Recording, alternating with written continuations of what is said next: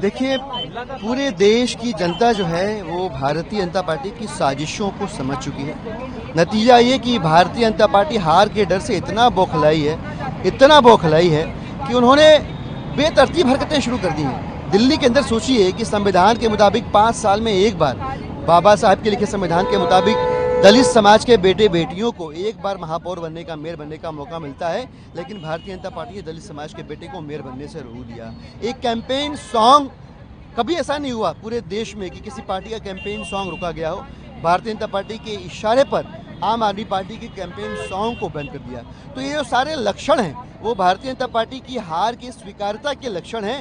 देश के लोग समझ चुके हैं और भाजपा की गुंडागर्दी और तानाशाही के खिलाफ एकजुट होकर खड़े हैं। दिल्ली और देश के लोग भाजपा की जेल भेजने की राजनीति के खिलाफ खड़े हैं। वो इस बार चुनाव में 2 फेजेस के चुनाव जो हुए उससे स्पष्ट हो गया है कि भारतीय जनता पार्टी ये चुनाव बुरी तरह से हार रही है और देश के लोग जेल का जवाब वोट से दे रहे हैं। जी बिल्कुल, हमारा जो जेल का जवाब वोट से कैंपेन है उसके तहत आम आदमी पार्टी के ट्रांसजेंडर विंग के साथ हम यहाँ पे खड़े हैं। समाज का हर एक तबका जो है वो भाजपा की तानाशाही और गुंडागर्दी के खिलाफ है, चाहे वो ट्रांसजेंडर तबका हो, चाहे वो किसी और समाज के लोग हों, किसी और सामाजिक तबके के लोग हों।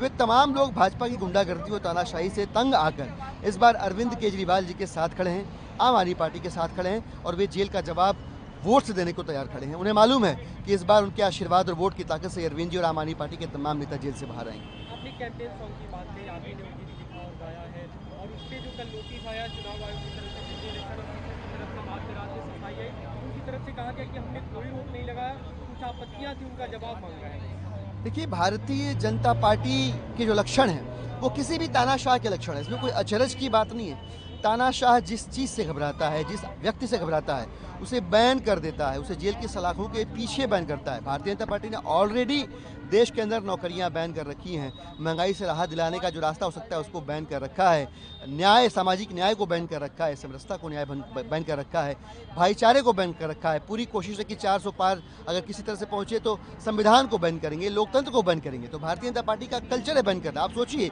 कहीं एक जगह हमने किसी पार्टी का नाम पूरे कैंपेन सॉन्ग में लिया ही नहीं है। अब कहीं तानाशाही का जिक्र आता है तो इलेक्शन कमीशन कह रहा है कि इस जिक्र को करके आप जो है वो रूलिंग पार्टी की तरफ इशारा करें। मतलब इलेक्शन कमीशन को भी पता है कि तानाशाह इस देश में कौन है, गुंडागर्दी कौन फैला रहा है। तो इलेक्शन कमीशन जैसे इस बात को समझ गया इशारों में, वैसे देश के लोग भी समझ चुके हैं भाजपा की गुंडागर्दी तानाशाही के खिलाफ है वे लोग, और वे लोग जेल का जवाब वोट से देंगे। गाने में कुछ बदलाव करेंगे, आपकी तरफ से जवाब दाखिल करेंगे? नहीं, बिल्कुल हम जवाब दाखिल करेंगे। उनका पॉइंट वाइज जो उन्होंने ऑब्जेक्शंस रेज किए हैं, हम उसके खिलाफ अपनी बात इलेक्शन कमीशन में रखेंगे। जहां सुधार की संभावनाएं होंगी जरा भी वो सुधार हम करेंगे। हम कानून के खिलाफ नहीं है, हम भाजपा के अन्याय के खिलाफ है, गुंडागर्दी तानाशाही के खिलाफ है, और उनकी गुंडागर्दी और तानाशाही के खिलाफ पूरा देश है। अंतिम सवाल, कल शाम एक खबर आई कि अमिता केजरीवाल की आज मीटिंग होनी थी अरविंद केजरीवाल से, बिहार जैसे उसे कैंसिल कर दिया गया। बिहार की तरफ से जवाब आया कि एक तरह से जो वीकली शेड्यूल होता है वो पूरा हो चुका है, टाइम स्लॉट नहीं है। देखिए, इस चुनाव को जीतने के लिए भाजपा ने पहले से ही ईडी, आईटी और सीबीआई को ग्राउंड में उतार रखा था। अब निष्ठा और अमानवीयता की सारी हदें पार करके भारतीय जनता पार्टी अरविंद केजरीवाल जी के परिवार को उनसे नहीं मिलने दे रही है, उनकी धर्मपत्नी को मिलने नहीं दे रही है। ये बहुत दुखद और दुर्भाग्यपूर्ण है। देश के लोग देख रहे हैं और देश के लोग इस चुनाव को भारत माता को बचाने के चुनाव के तौर पे देख रहे हैं, बाबा साहब के लिखे संविधान को बचाने के तौर पे देख रहे हैं, लोकतंत्र को बचाने के तौर पे देख रहे हैं। और भारतीय जनता पार्टी की ऐसी हर घिनौनी हरकत का जवाब, जेल का जवाब वोट से देंगे। मैं डॉक्टर संजना साइमन हूँ। मैं पिछले 8 साल से दिल्ली में रह रही हूँ और मैं ट्रांसजेंडर समुदाय का प्रतिनिधित्व करती हूँ।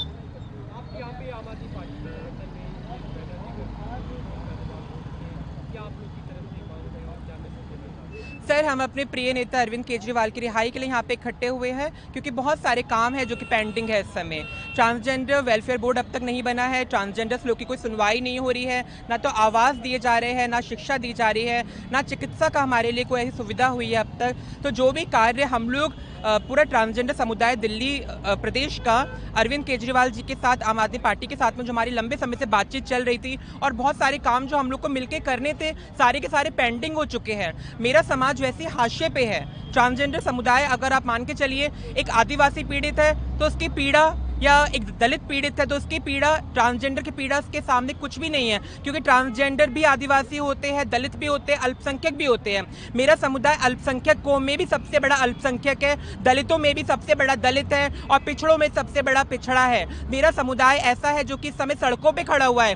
तो बहुत सारा काम जो कि हम ट्रांसजेंडर समुदाय के लोग चाहते थे और जिसकी फाइल्स आगे बढ़ चुकी हैं, वो सब कुछ रुकी हुई हैं। हम चाहते हैं माननीय मुख्यमंत्री श्री अरविंद केजरीवाल जी को रिहा किया जाए और चुनाव अपनी गरिमा में रहे। सत्ता वाले भी अपने चुनाव को कैंपेन करें और जो कि विपक्ष में है वो भी अपने चुनाव को बहुत गरिमापूर्ण तरीके से करे। ये लोकतंत्र का एक पर्व है, इसकी गरिमा को आप बनाए रखिए। इस तरीके से आपने किसी एक बड़े नेता को, जो कि आम इंसान का पसंदीदा नेता है, आपने उसको जेल के अंदर रख दिया। इसका मतलब आपने दिल्ली शहर के बहुत सारे आम इंसान की आवाज को जेल के अंदर बंद कर दिया है। वो हमारी आवाज है, उन्होंने हमारे बहुत सारे काम को किया है और बहुत सारे काम जो पेंडिंग है, अगर सर रिहा होते हैं तो ट्रांसजेंडर वेलफेयर बोर्ड बन सकता है, हमारे समुदाय के बहुत सारे हित के काम हो सकते हैं। अभी राशन कार्ड में नाम नहीं है, हमारी शिनाख्त नहीं हो पा रही है, हम लोग वोटर आईडी कार्ड के लिए भी जाते हैं, वहाँ पे सुनवाई नहीं होती है। बहुत सारे काम ऐसे हैं जो कि मुख्यमंत्री जी के साथ में लंबित पड़े हुए हैं और वो चाहते थे ये सारे काम हो। इसीलिए पूरा ट्रांसजेंडर समुदाय, हम किसी सरकार के खिलाफ नहीं है, हम किसी बड़े नेता के खिलाफ नहीं है, हम सबका सम्मान करते हैं। जो केंद्र में आ रहे हैं वो भी जनता की पसंद है, जो दिल्ली में आ रहे हैं वो भी जनता की पसंद है। तो हम चाहते हैं गरिमापूर्ण तरीके से काम कीजिए। आप भी अपना कैंपेन करिए, अरविंद केजरीवाल जी को भी करने दीजिए और सब लोग मिलकर एक साथ काम करें। हमें भारत को मजबूत करना है, हमें भारत को विश्व में सबसे अग्रणी देशों में शामिल करना है। हमें आपस में लड़ना नहीं है, ऐसे बिल्लियां लड़ती रहेंगी तो बंदर मजे ले जाएंगे। आपस में ना लड़िए, आप अपना काम कीजिए, दिल्ली की सरकार को अपना काम करने दीजिए। और हम सब यहाँ पे इकट्ठे हुए, ये ट्रांसजेंडर समुदाय है। ट्रांसजेंडर समुदाय के अंदर ट्रांसमैन, ट्रांस वुमेन और किन्नर समुदाय भी आता है। हम लोग बहुत बड़े तबके को साथ में लेके आए हैं। ये सिर्फ चंद लोगों की आवाज नहीं है, बल्कि लाखों लोगों की आवाज है। कम से कम 2.5 लाख लोग पूरे हिंदुस्तान से दिल्ली के अंदर इस समय रह रहे हैं, रोजी रोटी कमा रहे हैं अपनी, और वो सब के सब अरविंद केजरीवाल की तरह बहुत आशा भरी निगाहों से देखते हैं, क्योंकि हमने उनको चुना है, वो हमारे नेता है, पसंदीदा नेता है। इसलिए मैं केंद्र में बैठे सारे शासकों से अपील करना चाहती हूँ कि सर, आपको भी जनता ने चुना है, आप भी अपना काम कीजिए और दिल्ली के काम को भी आगे सुचारू रूप से होने दीजिए। धन्यवाद। हाँ जी, मैं भी इसी बिल से जुड़ी हुई हूँ। मैं भी यही कहना चाहती हूँ कि देखो, हॉस्पिटैलिटी का सेक्टर देखो कि अरविंद केजरीवाल के दिल्ली में आने के बाद में कितना उसमें सुधार हुआ, स्कूलों में कितना सुधार हुआ। और तुम्हें पता है कि जिन चीज़ों में सुधार होता है उन चीज़ों को देख के लोग बहुत जलते हैं। बहुत चीज़ें ऐसी हो जाती है कि उनको रोकना चाहिए, कि उनको मतलब रोकते हैं लोग इस चीज़ करने के लिए कि वोटिंग सिस्टम बहुत बुरा होता है, कि इंसान को इंसान नहीं समझता। इस आरोप लगाया गया चुनाव से पहले, इसका मतलब हाँ जी, मैं इसी कैंपेन में लेना चाहती हूँ, जस्ट बिकॉज ऑफ, क्योंकि जब से अंदर हुए हैं केजरीवाल को, जब से अंदर जेल में डाला गया है, बहुत सी ऐसी चीजें जो रुक गई हैं। ट्रांसजेंडर विंग हो गया, और ट्रांसजेंडर, आपको भी पता है कि जो दिल्ली है वो सेंटर है, दिल्ली इंडिया का सेंटर है, और यहाँ पर विंग नहीं होना कितनी गलत बात है कि हम ट्रांसजेंडर के लिए कुछ है ही नहीं, हम खुद के लिए मदद नहीं कर पा रहे कि हमारे लिए खुद हमारा कुछ ऐसे स्पेस नहीं जहाँ हम खुद की सुनवाई को कर सके। आप चाहते कि कोई भी किसी ट्रांसजेंडर के साथ में कोई भी मिस अनहोनी होती है तो वो कहाँ जाते हैं? वुमेन हेल्पलाइन के पास में जाते हैं। वहाँ पे क्या महिलाएं भी सही से उनसे बात नहीं कर पाती, जस्ट बिकॉज क्योंकि वो कोऑर्डिनेट नहीं कर पाती हैं। हाँ, मैं यही चाहती हूँ कि उनको रिहा किया जाए, ताकि हमारे जितने भी काम है वो भी सुचारू रूप से कर सके और ट्रांसजेंडर महिलाओं को, ट्रांसजेंडर क्या कम्युनिटी का उद्धार हो सके। शुक्रिया।